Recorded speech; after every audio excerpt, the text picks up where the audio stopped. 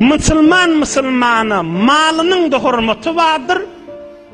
Müslümana avrayının da hürmeti vardır. Mekke-i Mükerremen hürmeti hava beter hürmetli.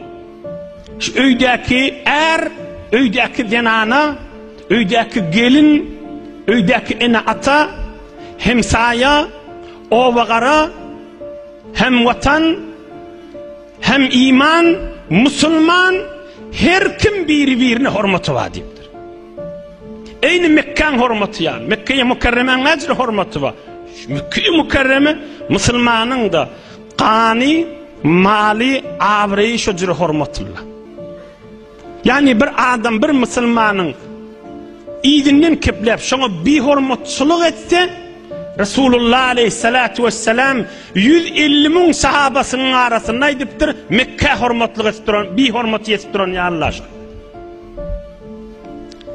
Müslümanlar yerde gelip bir peygamberin aydan derman sözünden. Bir adam özünün erine, özünün zenanasına, özünün enatasına, özünün oğul gıydına, özünün yegenine dayına, özünün hemkarına, özünün müdiriyetinin eteğinde yaşap verirlerine, öz tanıyan adam sana, öz katnaşyan adam sana, ve tanımayan ve katnaşmayan adam sana da hürmet koymak lazım diptir Peygamberimiz aleyhissalatu vesselam. Cemaatler bir fikretten görün. Elhamdülillah şu 3 milyon içinde yaş ulu yaş kiçi, ahun garaçı, savatlı, öylünmedik ba, şidirman söz.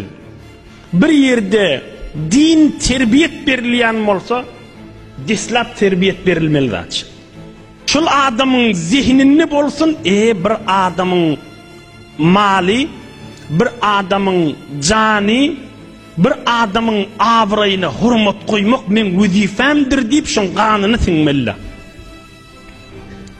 Bir adama siyasi terbiyet verilen olsa, Müslümanla Muhammed Peygamber şey deyiptir deyip şun terbiyetine salınmalı.